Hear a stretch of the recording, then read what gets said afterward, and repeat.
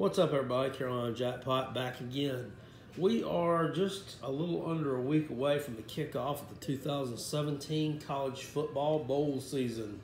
Hard to believe. It seems like just yesterday it was right there at the end of August, and I was doing the videos for week one, and here we are heading into bowl season. But that's the way it goes, man. Everybody enjoys college football, or most of us do anyway. If you're watching these videos with me, I'm sure you enjoy it like I do. The season goes by quick. Weeks 1 and 2 bowl season are not, your marquee matchups.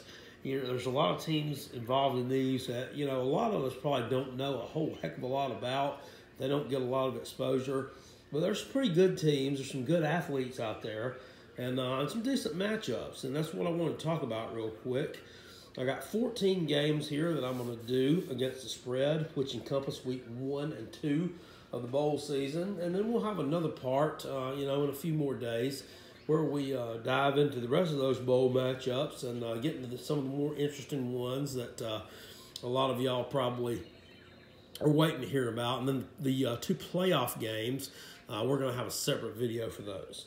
If you didn't see it yesterday, I encourage you to go check it out. If your cable company has some station that replays it, or if there's anywhere you can watch it, or just go back and watch it on YouTube. The Army-Navy game yesterday, classic matchup, another great matchup between those two. Army won their second in a row over the midshipmen, 14-13 yesterday, after they dropped the previous 14. So Navy missed a field goal in the snow there at Lincoln Financial, where the Eagles play in Philadelphia, and it was like a 45-yarder, and the guy just barely missed it. They won 14-13, so good win there for Jeff Monken and the Black Knights Army. It's glad to see them pull that win out. Let's jump into these and see what we can find out about the teams in weeks 1 and 2 of the 2017 bowl matchups. Troy versus North Texas, New Orleans Bowl. North Texas 6.5-point underdogs to Troy, who's been on a long winning streak.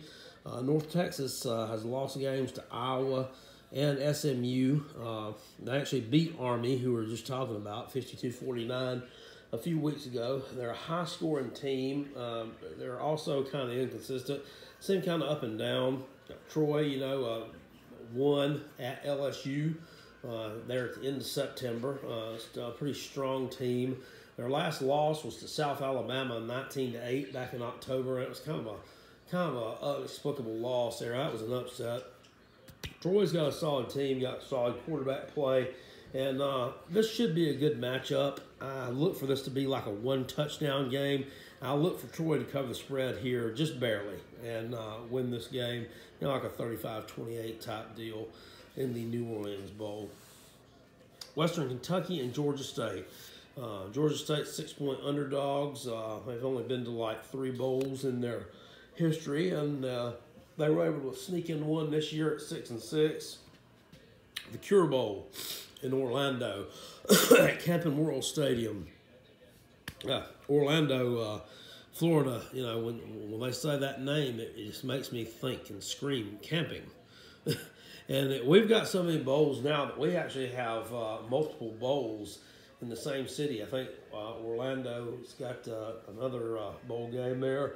I can't remember which one it is. Sort of the ACC matchups that we will talk about later on, probably in the next video. Western Kentucky is a 6-point favorite against Georgia State.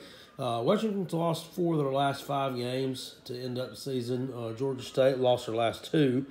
And also lost to an FCS team, Tennessee State, to open the season. Actually, the first game in their new stadium there, which used to be Turner Field, was the home of the Braves. Coach Sean Elliott, former Gamecock offensive line coach, in his first year as head man at Georgia State, has done a decent job there, guiding them to a 6-6 record in the Sun Belt Conference. I don't look for them to win this game. I think Western Kentucky's probably got a few more athletes, and is probably just a little bit better all around than Georgia State is, but good showing by them to pop up in a bowl game. You know, Western Kentucky will win this game, but it won't be by a lot. But I don't think that Georgia State's got what it takes to pull that one out, unfortunately. Boise State and Oregon. An interesting matchup. Las Vegas Bowl. This one should be entertaining here. Oregon's a 7.5-point favorite over Boise State. I'm not really sure that I agree with that. Boise, their losses, they're 9-3 on the year. They were the Mountain West Conference champions. They won the championship game against Fresno State. They lost to Washington State in 2 overtimes. They also lost the regular season matchup to Fresno State, however, beat them in the conference championship game, and kind of an unexplainable loss at home to Virginia. Virginia had a decent year. I think the Cavaliers finished up 7-5, but going on the road to Boise, they won that game by 20-something points. I am going to look for Boise State to cover the spread here against Oregon, simply because I think they may be in a little bit of disarray.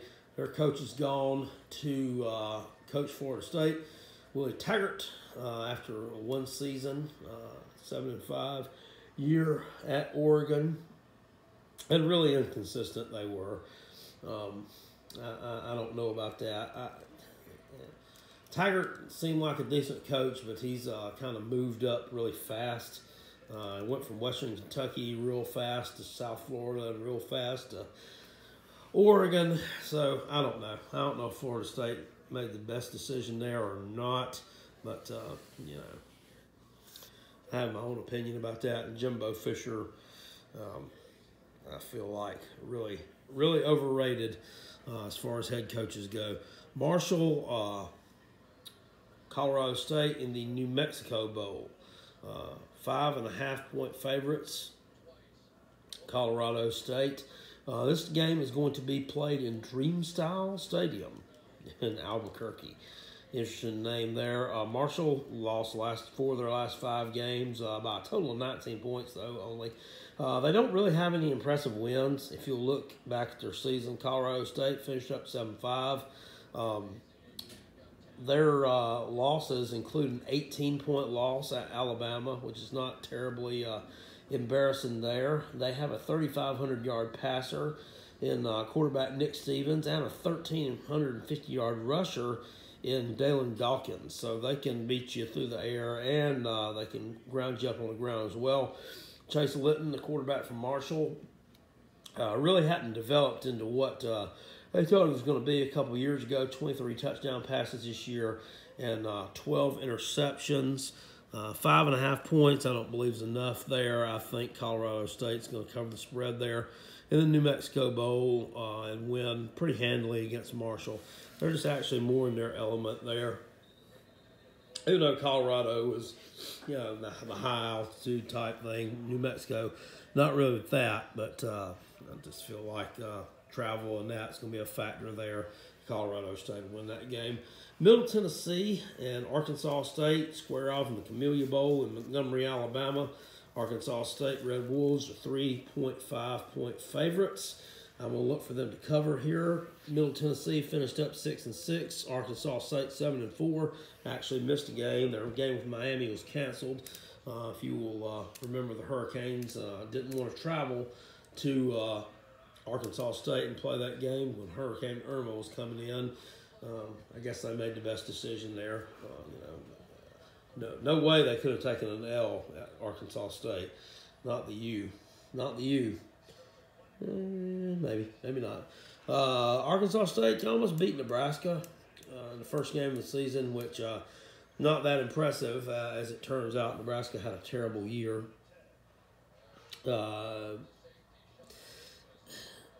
I'm going to look for Arkansas State to win this game. I think they're just the better team here. Middle Tennessee, not real impressive. They've had some good losses to teams that they should have taken care of. They actually did win at Syracuse, but on the road opener against Vanderbilt, they were blown out. So they're kind of inconsistent as well. Akron and Florida Atlantic. Florida Atlantic's 22.5-point favorites. This is actually a home game for them. It's the Boca Raton Bowl, but they play it at their stadium. Florida Atlantic's on a 9-game winning streak with Coach Lane Kiffin. Went under a lot of rumors for going to different head coaching jobs. They finished 10-3. They were the Conference USA champs. Akron was the MAC runner-up, the 7-6 record. They lost the championship game there. Florida Atlantic is just most of the games they've won out. They've just been steamrolling teams in their wins. They've been putting up a lot of points. Akron, not that impressive this year. They were able to kind of win their division of the MAC and make it to that championship game. But I'm going to look for them to cover the spread here.